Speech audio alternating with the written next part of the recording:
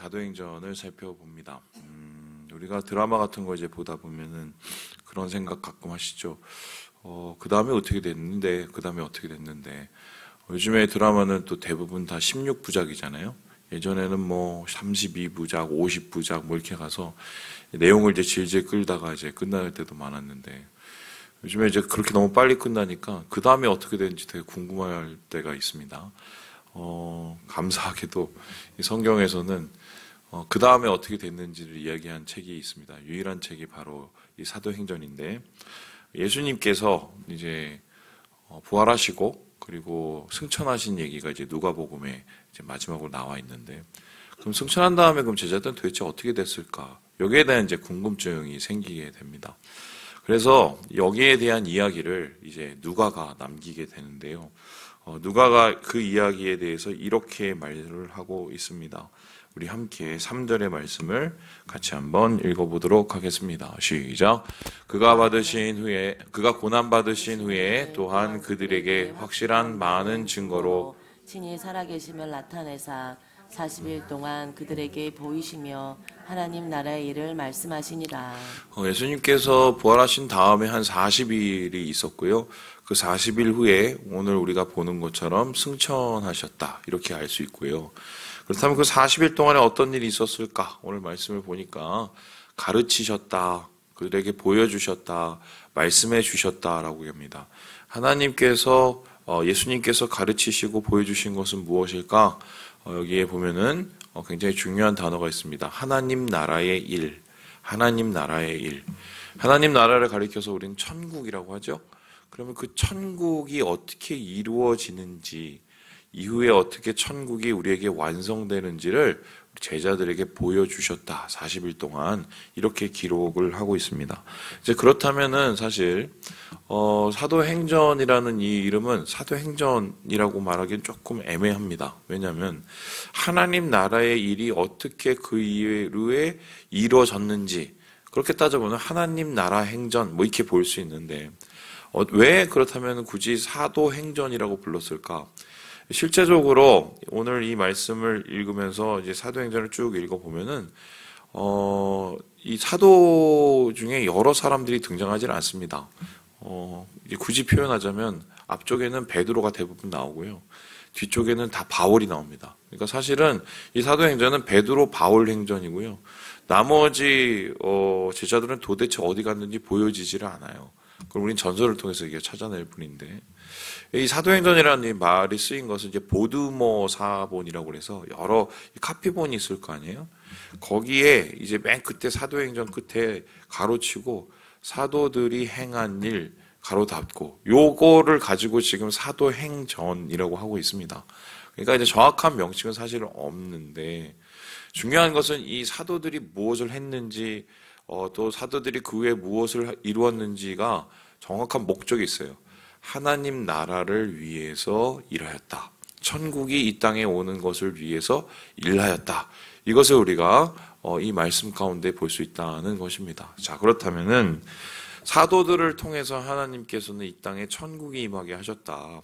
예수님께서 승천하시면서 그 천국을 사도들을 통해서 이루어가게 하셨다. 이런 말이 되는데, 그 사도들을 통한 천국이 이루어지는 일, 하나님 나라에 이루어지는 일을 어떻게 스타트하길 원하셨을까? 어떻게 시작하길 원하셨을까? 여기에 대해서 성경은 이렇게 기록을 하고 있습니다. 우리 함께 5절의 말씀을 같이 한번 읽어보도록 하겠습니다. 시작. 요한은 물로 세례를 베풀었으나 너희는 몇 날이 못되어 성령으로 세례를 받으리라 하셨느니라. 무엇으로 세례를 받았다고요? 성령으로. 그러니까 하나님 나라의 일은 어떻게 이루어졌을까? 제자들은 그 천국을 어떻게 이루어갈까? 그 시작은 무엇을 받아야 된다고요? 성령을 받아야 된다는 것입니다. 그래서 어떤 이제 목사님들은 자주 얘기하길, 이 사도행전은 사도행전이 아니라 성령행전이다. 하나님 나라의 행전이 성령으로 시작되었고 성령으로 끝나기 때문에 성령행전이다. 이렇게 볼 수 있습니다. 오늘날도 마찬가지인데, 주님의 일은 어떻게 이루어지는가? 물론 하나님을 믿고 예수 그리스도를 따르는 제자들에 의해서 이루어지지만, 그 제자들이 하나둘씩 모여서 그냥 자기 힘으로 하면 싸우고 잘못될 가능성이 상당히 많습니다. 왜냐하면 사람이라는 것이 우리가 생각하는 것 이상으로 참 별 볼 일 없기 때문인데요. 근데 우리가 주님 안에서 하나님의 일을 나누고 천국을 이루어가는 과정 속에서 이것이 가능한 이유는 성령님께서 그것을 이루어가기 때문이죠. 하나님의 제자들, 예수 그리스도의 제자들에게 있는 성령이 우리를 다스리셔서 하나님 나라를 이루어 가신다. 이렇게 이제 볼 수 있습니다. 그렇다면은 교회라는 곳은 어떤 곳이냐? 예수님을 따르는 사람들의 모임이죠. 예수님의 제자들의 모임입니다. 또한 교회는 하나님 나라를 이루어가는, 천국을 이루어가는 모임입니다. 그리고 제일 중요한 건 이 모든 것이 다 가능한 이유는 교회는 성령으로 이루어진 성령의 공동체가 되는 거죠. 그래서 교회에서 성령을 제외하면, 교회에서 성령을 뽑아버리면 교회는 이미 교회가 아닌 것입니다. 처음도 성령이요, 마지막도 성령이요, 모든 것을 성령의 충만한 가운데 이루게 하는 것이 교회인데요. 자, 그렇다면 이렇게 중요한 성령 어떻게 받아야 되나? 어떻게 우리 가운데 임할 수 있을까? 요 얘기를 우리가 오늘 이 사도행전 1장 초반을 통해서 알 수가 있습니다. 어떤 분들은 성령을 받으려면은 기도원에 가서 며칠 밤 며칠을 금식을 해야 된다고 가르칩니다. 어떤 분들은 성령을 받으려면은 할렐루야를 빨리 하면은 성령을 받는다고 얘기하고요. 어떤 분들은 성령을 받으려면은 뭐 죄를 회개해야 된다고 이렇게 막 얘기를 합니다. 그런데 성경에서 성령을 처음 받았던 사람들의 모습은 의외로 굉장히 단순합니다. 여기에 대해서 이 누가는 이렇게 기록을 하고 있는데요. 우리 함께 4절의 말씀을 같이 한번 읽어보도록 하겠습니다. 시작. 사도와 함께 모이사 그들에게 분부하여 이르시되 예루살렘을 떠나지 말고 내게서 들은 바 아버지께서 약속하신 것을 기다리라. 되게 단순합니다. 보세요. 요거 했기 때문이에요. 1번 함께 모였다. 2번 안 떠났다. 3번 약속한 것을 어떻게 했어요? 기다렸다. 모여서 떠나지 않고 기다렸다. 요거 했습니다. 그리고 한마디로 합치면은 모이죠. 그리고 하나님 안에서 떠나지 않죠. 뭉치죠.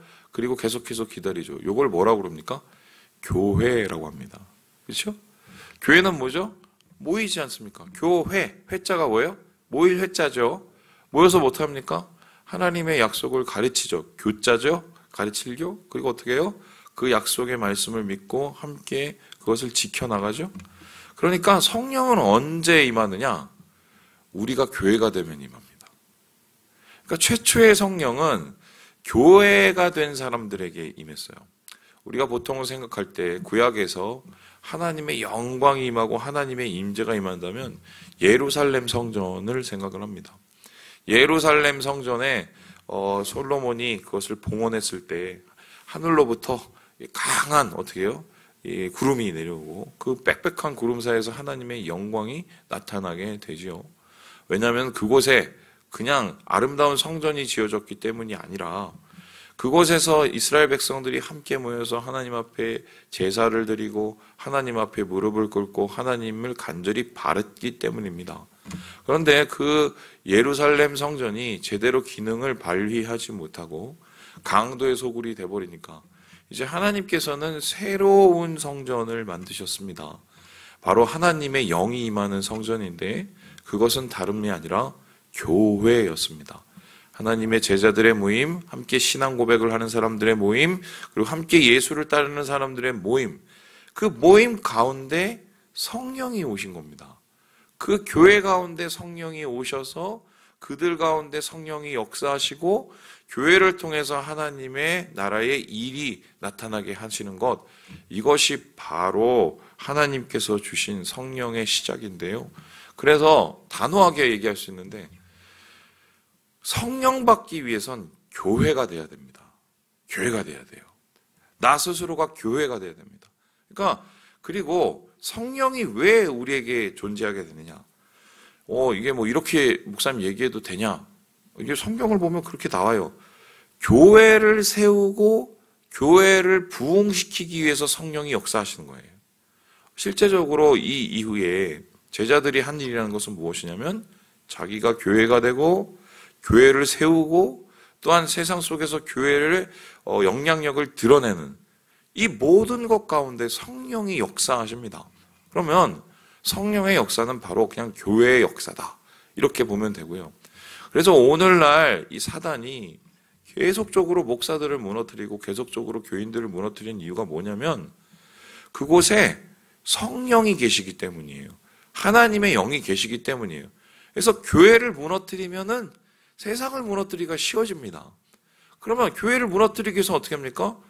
교회의 진짜 리더들과 교회를 정말 이끌어갈 수 있는 영적인 사람들을 무너뜨리면 됩니다.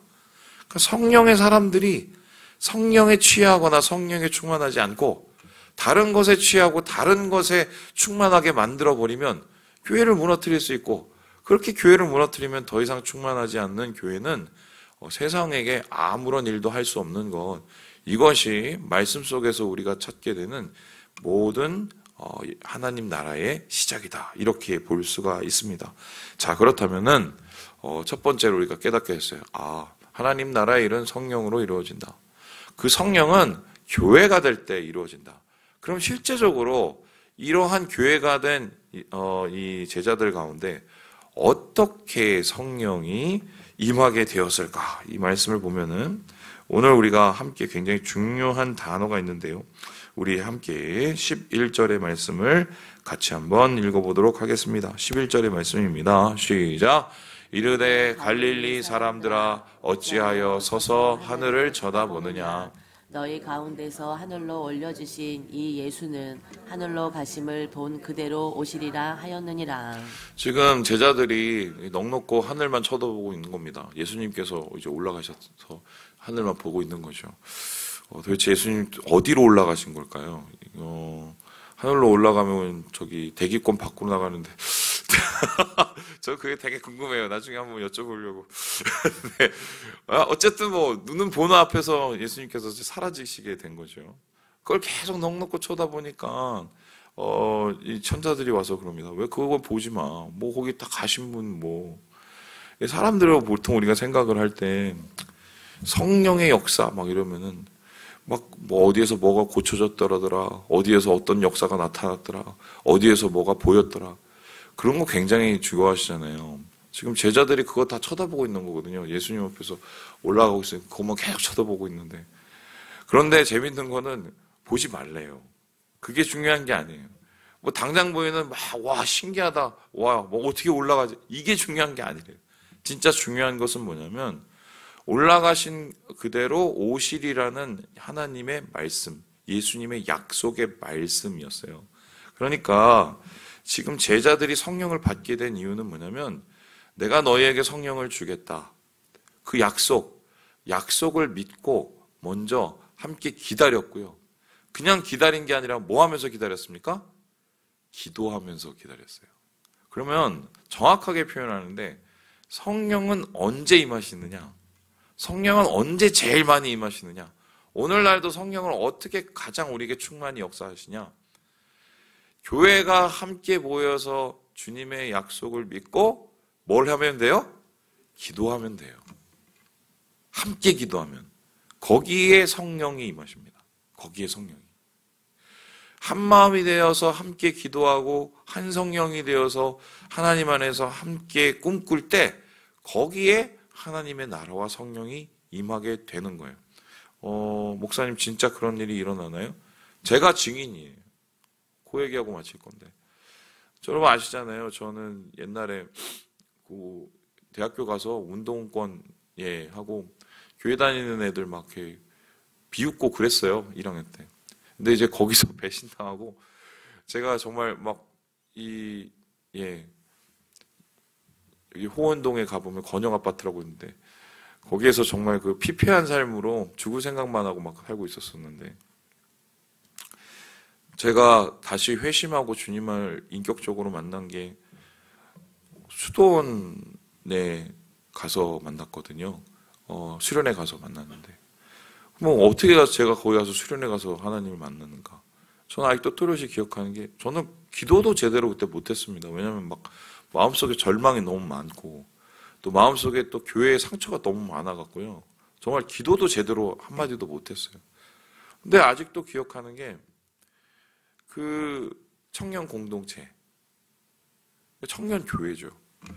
그 형님들, 누님들이 저를 그렇게 불쌍히 여기셨어요. 왜 그렇게 불쌍히 여기셨는지 나중에 가서 물어보고 싶은데, 그때 제가 몸무게가 되게 얼마 안 나가기도 했죠. 예, 굉장히 빼빼 말랐는데, 제가 맨날 너무 힘들어하는 걸 이렇게 보면서 저를 이렇게 데려다 놓고는 중간에 밤마다 기도를 중간에 뺑 돌려가면서 저를 이렇게 놓고 이렇게 몸에 손을 대면서 그렇게 기도를 해주시다가 제가 그러고 나서 하나님을 인격적으로 만난 거예요.